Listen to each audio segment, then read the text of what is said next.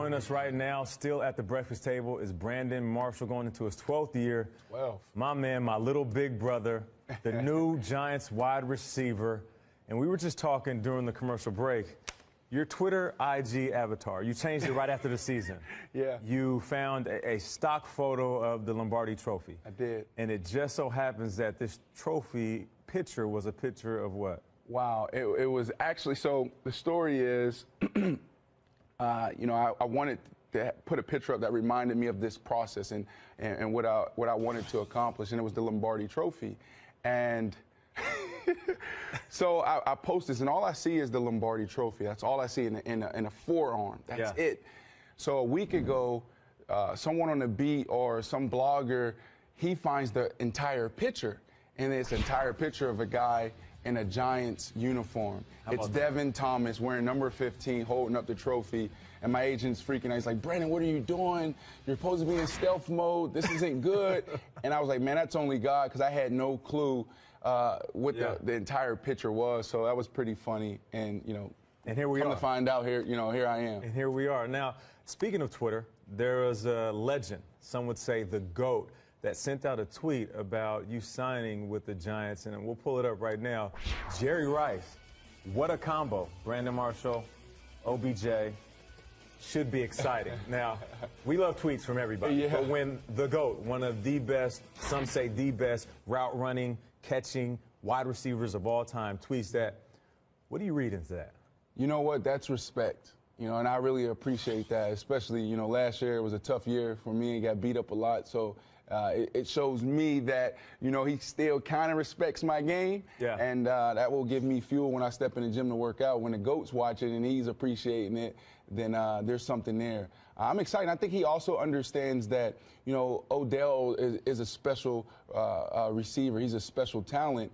And having another guy on the other side that can take the pressure off of him will really help. So that's what I look forward to doing, is making Odell's job easier. So hopefully he has another monster. He will have another monster year.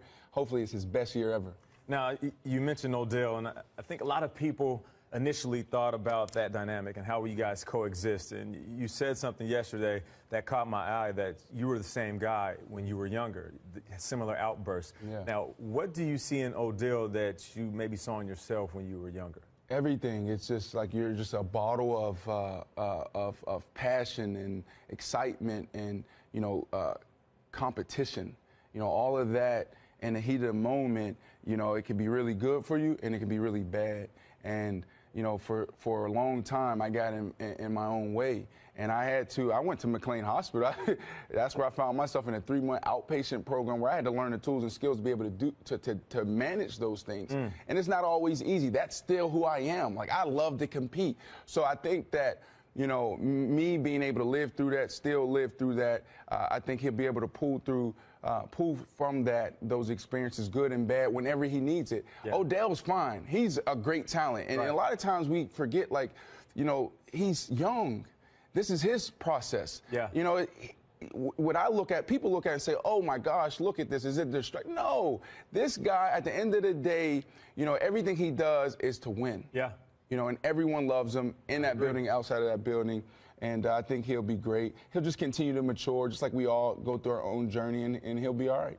Now, you came to this team, and you're expecting all these big things. Eli Manning is going to have to make a decision on game day. He's going to have to decide how many balls he throws to Shepard, how many balls that he throws to Odell, and how many balls he throws to you. In my opinion, because of where you are in your career, your consistency, what you bring to the table, moving the chains, what you could do in the red zone, I feel like you're going to become one of his favorite targets, not just this year, of his career. Wow. Have you talked to Eli? I have talked to Eli, and he's already planning on putting our schedules together when we're going to start working. So that was exciting that, he congratulated me and he was excited, but he also said, let's get to work. So I'm really excited to start that with him and the other receivers. But, for me, it's not about the balls. It's not about the money. And I think this is going to be the first time I play completely free. I'm going to play the game at its purest form because, as a receiver, you want the ball. Because and a lot of times, here's my theory on receivers, that, we're looked at as divas and selfish because we say, or me guys, right? But I think we're the only position on the field that our success is dictated On touching the rock. On touching the rock, or the quarterback, or offensive coordinator, and everyone else, like, they can really impose their own will. But as a receiver, you know, and I had to learn how to do this, you know, instead of coming and saying, throw me the ball. You know, I had to learn to say, you know what, I just want to help the team win, because that's what we want to do. We feel a number one receiver, that's what we feel. We just feel that, you know, hey, if the ball's in my hand, I can really help this team win. And that's what we need to say. Has that selfish mentality overshadowed your talent in your career? Yes, absolutely. Well, I wouldn't say it's the approach. It's the communication. Instead of saying, throw me the ball, was open, it's, man, what I'm really saying is, I want to help the I just want to help the team. I want to win. And that's why I say this is going to be an awesome transition for me, because I don't have to do that anymore. Yeah. It's clear. Odell's number one, and then we have 2 number 2s. Yeah. That's clear. And it doesn't matter if I catch 50 balls, if I catch 100 balls. As long as we're winning, we're good.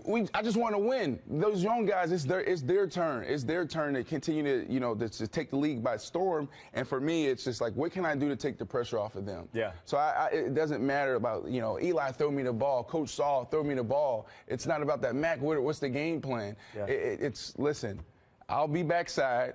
And when they're doubling my man on the other side, which they will do, I need to do my job. You're going to get busy. I need to do my job.